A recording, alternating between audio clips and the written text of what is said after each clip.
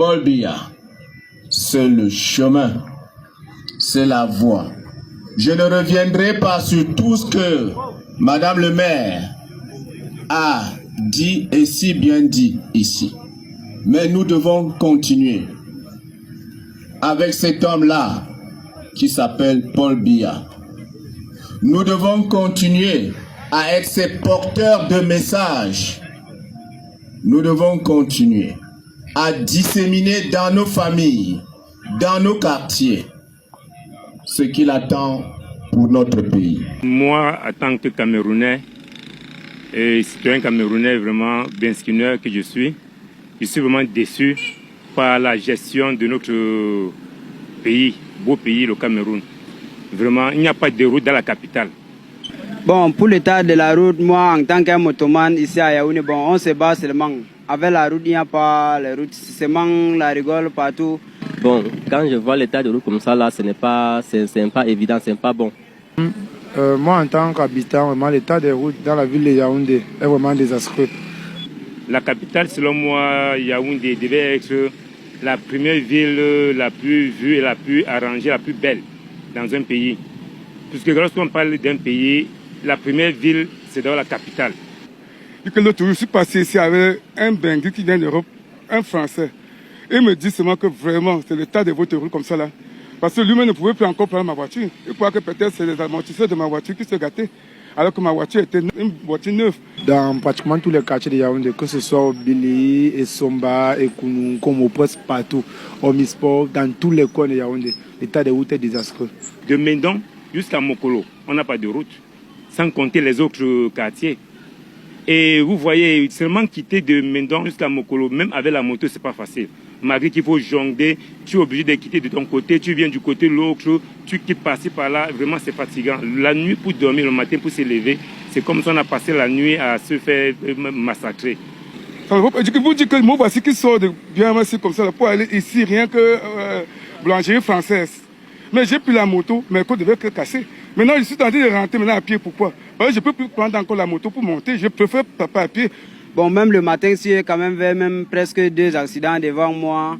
Et tout ça, c'est à cause de la route. Et ça décourage aussi. Parce que voir surtout les accidents, les motos, les voitures, même les bus qui sortent de général là, l'agence là, c'est pas vraiment évident. Des fois, on tombe par terre, des fois, après on dit qu'il y a l'accident, les motomans font cela, le taximan fait cela. Alors que les gars sont en train de vouloir éviter le trou. Directement, l'autre veut aussi éviter le trou. Allez, on se coince, on tombe dans l'eau. Parce que des tronçons qu'on fait parfois dans certaines villes en 5-10 minutes, on les fait au Cameroun en 20-30 minutes parce qu'il y a des nids de poules un peu de partout, des mardeaux partout, donc c'est vraiment compliqué. L'homme camerounais est fier de contribuer, payer les taxes, les impôts, tout ça pour son beau pays. Mais lorsqu'on paye tout ça, ça part où? Tout ce que vous voyez là, quand on donne l'argent, les gens prennent l'argent, ils mangent. Mais les gens qui donnent cet argent, ils n'arrivent pas à descendre sur le terrain pour contrôler si finalement qu'ils ont bien travaillé sur le terrain. Non, ils restent seulement comme ça parce qu'ils ont donné l'argent. Si l'État pouvait vraiment faire l'effort et arranger vraiment, ça pouvait vraiment nous plaire. Donc il faudrait vraiment qu'on essaie de trouver une solution. Que nos autorités trouvent une solution pour essayer d'améliorer nos conditions de vie. Mais on prie seulement Dieu que ça change quand même. On a quand même un changement. C'est trop. C'est trop, on ne veut plus. On ne veut plus. C'est pas facile. On a mal au rein, mal au dos. Il n'y a pas de route. Le RDPC dissémine les idées de Paul Biya. Le RDPC, Paul Biya, c'est le chemin, c'est la voie. À chaque coin de rue, à chaque intersection, des montagnes d'ordures prennent place. Elles grandissent, s'étendent, envahissent l'espace, comme si la ville elle-même était en train de disparaître sous les déchets. Les passants, eux, n'ont d'autre choix que de contourner ces amas nauséabonds. Certains râlent, d'autres se bouchent le nez, mais tous subissent la même réalité, celle d'une ville qui s'asphyxie sous le poids de ses propres déchets. Et pourtant, des éboueurs sont là, des camions passent parfois, mais le constat est frappant, les ordures restent. Pourquoi? Manque de moyens, manque d'organisation, manque de volonté. Chaque jour, les déchets s'amoncellent un peu plus, comme si les services de collecte avaient abandonné la bataille. Les poubelles ne sont pas seulement pleines, elles débordent. Elles forment des murs, des barrières d'immondices qui réduisent les trottoirs, qui grignotent la chaussée. Et au fil des heures, des jours, la situation empire. Une ville entière contrainte de cohabiter avec ce qui aurait dû être évacué depuis longtemps. Qui est responsable? La question se pose. Les éboueurs? Peut-être. Mais qui les encadre? Qui veille à ce que les ordures soient réellement collectées? Qui garantit que ces montagnes de déchets ne deviennent pas la norme? Les citoyens, eux, regardent. Ils attendent des réponses, des actions. Mais pendant ce temps, les ordures continuent de s'accumuler, jour après jour, carrefour après carrefour. Yaoundé suffoque, sous le silence et l'indifférence. Je ne peux pas compter le nombre de fois que nous avons perdu des productions ici, la banane, le plantain, on a éprouvé toutes les difficultés. Dans l'attente d'un aménagement conforme de cette voie et de la création de marchés périodiques, Célestin Baye vante toutefois les richesses cachées du sol agricole de Mpandjan. Le président a dit, quand il avait pris le pouvoir, il avait dit retrousser les manches. Regardez, partout là, il y a le plantain, partout là. Il y a le plantain qui pourrit. La piste agricole est née de la synergie d'une assise qui a abouti à un comité de développement. Les travaux sont sur fonds propres du village. Des correspondances ont été servies aux autorités de Bertois afin de poursuivre la suite de ce premier pas. Voilà notre contribution. Voilà l'ouverture de la route qui est là. Il faut que la niveleuse passe. Alors nous lançons un vivant appel aux autorités, beaucoup plus municipales. Pour rappel, Mpandjan est un véritable grenier de l'agriculture. Ici, les habitants produisent du cacao, des bananes plantains et bien d'autres. Direction Campo, 76 km de route, en ligne de mire pour un voyage programmé pour échouer. À peine la zone portuaire franchie, place aux prémices d'un enfer à affronter. L'aventure ici met les petits véhicules hors course. Seuls les mastodontes et les 4x4 spéciaux affrontent la redoutable épreuve. Les motos sont plus nombreuses dans ce sentier de la souffrance. De cette souffrance justement sont nées des astuces de sauvetage, comme ces sillons de traversée formés ou des adaptations en bois, leur part de goudron, mettez les guillemets. Des plaintes sont devenues hymnes de désespoir des passagers. En allant, je suis tombé 2 fois dans la nuit. Ces kilomètres sont bourbiers fétiches, mais il y a cette montée escarpée, au lieu dit Mbalambala, le tronçon de vérité. L'altitude jonche le trajet. Pousser les véhicules, c'est une règle, avec le plus souvent un bain de boue ou des blessures. Les motos n'échappent pas à la règle, véritable calvaire, au stade chronique. Pour crédit, c'est surtout ces obstacles imprévisibles. Des arbres qui tombent, des véhicules en panne qui barrent ou rétrécissent la chaussée, comme ici, dans un bosquet marécagé. Une citerne vaincue par le bourbier. La voie de contournement offre du pain sur la boue. Traverser, c'est un exploit très sélectif. Mais la victoire est encore bien loin. Et nous voilà, coincés par un gremier qui n'avance plus. Route complètement barrée. Voici à quoi ressemble l'autoroute Yaoundé-Douala. Ne vous fiez pas à sa beauté. Nous sommes ici sur un terrain très glissant qui a des choses à confesser. Ça roule bien, mais ça roule penché. Ça roule tendu, mais tordu. Cette autoroute Yaoundé-Douala commence à sentir l'esbrouf, la fourberie et en filigrane, la tromperie. Une gigantesque voie de communication qui a déjà provoqué un séisme financier de 9 ans de magnitude sur l'échelle des richesses des travaux publics. Une autoroute en compte-gouttes qui ne cesse de nous plonger dans le doute. Pour goudronner 60 km, ici, qui constitue la première phase du projet, il a fallu 9 ans. La deuxième phase, de 136 km, arrivera peut-être au même moment que l'apocalypse. On peut toujours faire semblant de ne pas voir, d'accepter des pots de vin pour se taire et contourner la vérité. Mais, comme qui dirait, la vérité est comme les fesses, on finit toujours par s'asseoir. On vient toujours au pouvoir. On vient notre président.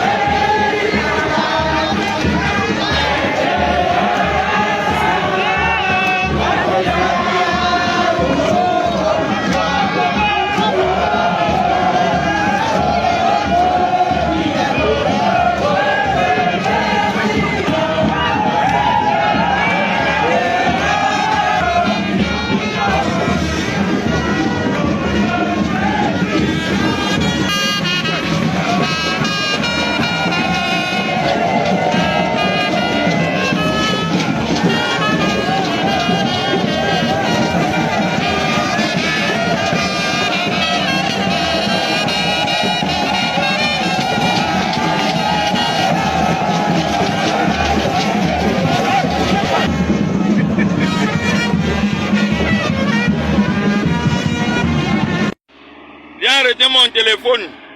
Est-ce que je suis là? Ouais, et toi tu as assis dedans? Je dis que c'est un joli spectacle, je ne vends pas.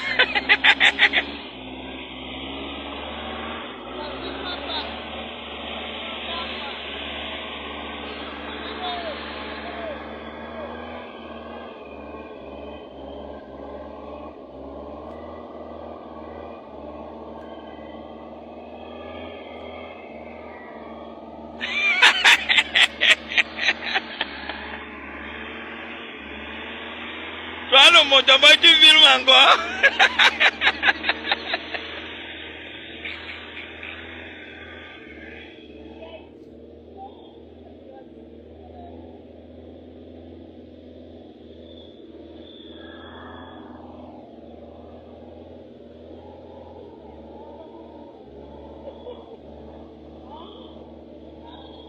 Tu es là, tu protèges l'alvéole de fou.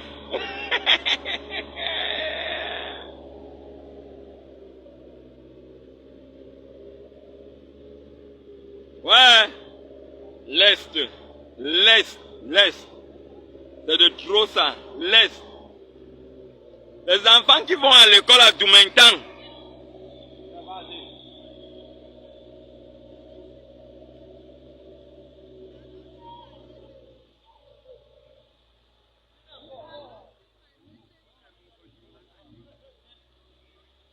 Les enfants qui vont à l'école à Doumentan, ils souffrent. Il faut qu'on arrange les rues. Arrangez-nous les routes, au moins ça, les routes. Vraiment. Oui. Oh, on doit... Vraiment, il faut partager ça, il faut partager. Il faut partager, attends, il finit la vidéo. Il faut partager ça. Moi, je suis dans tous les groupes des forats de l'Est. Hein. Je dois publier ça partout, c'est de trop. On s'ouvre dans notre pays comme si nous n'étions pas des humains. Pour que les enfants aillent à l'école, il faut pousser les voitures, tirer jusqu'aux filles. C'est la merde. Hein? Quitter Doumentan, c'est ce que les gens vivent comme ça. Toutes les 2 routes, c'est la merde.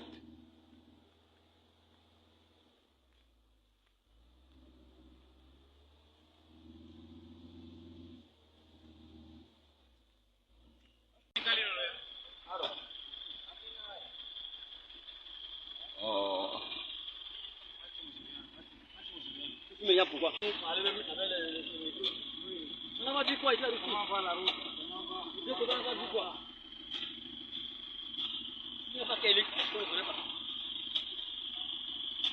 Les élites qui vont voir ça ne seront pas les mêmes.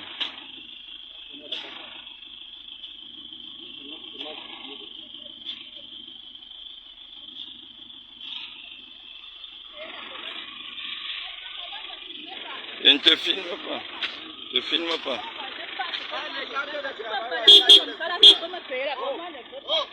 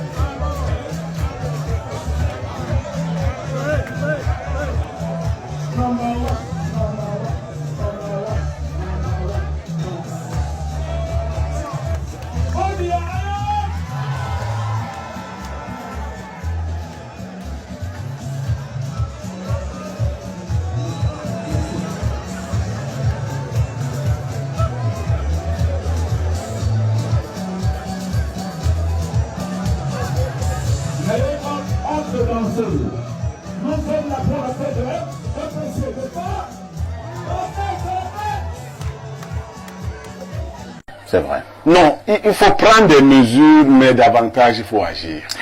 Il faut prendre des mesures, mais davantage, selon Blériot, il faut agir. Lisons quelques préoccupations des téléspectateurs. Monsieur le directeur, recevez mes salutations distinguées et à tous vos invités. Et qui est le patron des routes? Il est de quelle région? Et d'ailleurs, même vous avez vu son aspect sur les lieux et qu'il fasse très attention. Ces mecs du haut, bonne journée à vous. Et il m'envoie une image, le monsieur, le téléspectateur. Il me dit voilà les dispositions nécessaires pour éviter ce type de risque. Il me montre le style de route qu'on devrait avoir à ces endroits et comment les protéger. Merci, chers téléspectateurs. Allons au plus 33, c'est la France. Bonjour à vous sur le plateau. Les éboulements sont des phénomènes naturels. Nous adressons évidemment nos condoléances aux familles éprouvées, mais l'État reste et demeure debout. Le président Paul Biya et ses ministres sont à pied d'œuvre pour nous conduire à l'émergence. Selon les dernières statistiques du PNUD, le Cameroun est le pays d'Afrique subsaharienne le plus nanti en termes d'infrastructures sociales de base, devant l'Afrique du Sud et l'Angola. Attends, le monsieur c'est sérieux. Mais tu n'as pas compris depuis le début qu'il te faisait dévironner. Il continue en disant, le champion national Paul Biya, comme le dirait Victor Hugo, est le socle granitique du développement de ce pays. Regardez la capitale Yaoundé, on dirait Bruxelles, tellement ce gouvernement est au four et au moulin. C'est Wilfried Bercaille à Voulou, Mongolian Kolboa. Ça c'est de l'antiphrase, pur, dur.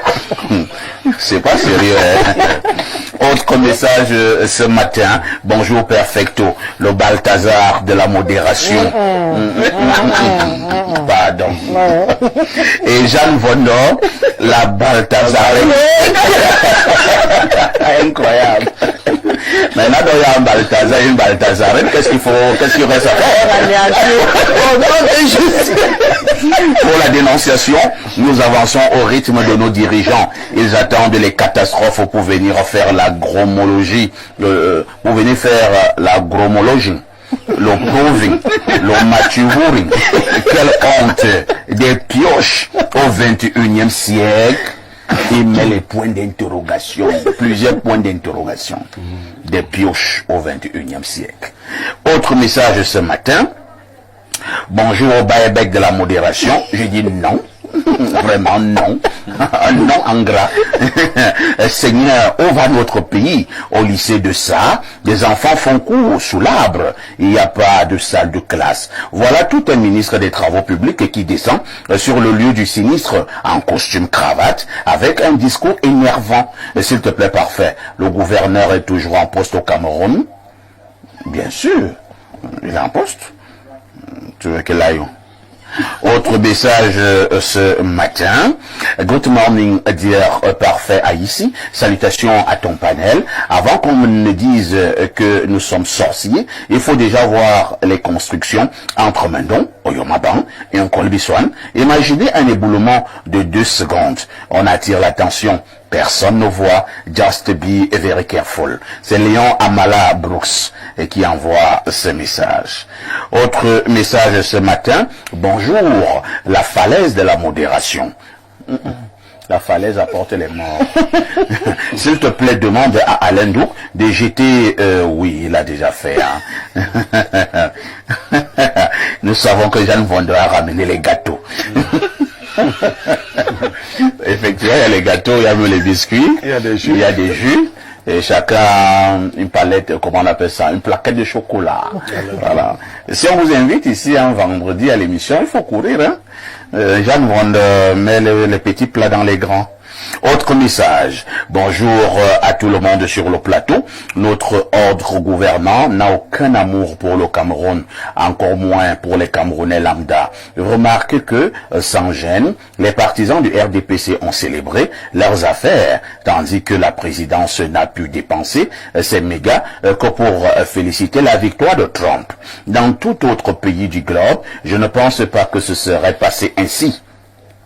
Les promesses du ministre n'engagent que ceux qui veulent bien y croire. Le légendaire provisoirement définitif camerounais est bien connu. À quoi sert le budget alloué à la protection civile, à moins que ça aide plus à la répression civile et territoriale? Désolé de le dire, mais peut-être est-ce que si ces risques d'éboulement pesaient sur la falaise des Toudi, ces gens seraient plus attentifs. Bonne suite d'émission, Bertrand Amarois. Non, il n'y a pas vrai. Il n'y a pas de même les routes, même les routes proches du palais ne sont pas épargnées. C'est la catastrophe. Voilà. Bonjour au panel planétaire et continental du Perfecto. Heureux anniversaire au procureur Wanga et Djangé. La fierté et force tranquille. La dynastie et Djangé. C'est Natosha Belloise de Luxe qui envoie ce message. Waouh. La Belloise de luxe. Belloise de luxe. Alors, autre message ce matin. Bonjour, ce monsieur Balthazar, que fait notre ministre des Travaux publics? Il s'est miseré. Garoua, Gaoundéré, why before presidential elections, there are people dying, AVC, les ministres qui... Le RDPC dissémine les idées de Paul Biya. Le RDPC, Paul Biya, c'est le chemin, c'est la voie. Je ne reviendrai pas sur tout ce que Madame le maire a dit et si bien dit ici. Mais nous devons continuer avec cet homme-là qui s'appelle Paul Biya. Nous devons continuer à être ces porteurs de messages. Nous devons continuer à disséminer dans nos familles, dans nos quartiers, ce qu'il attend pour notre pays.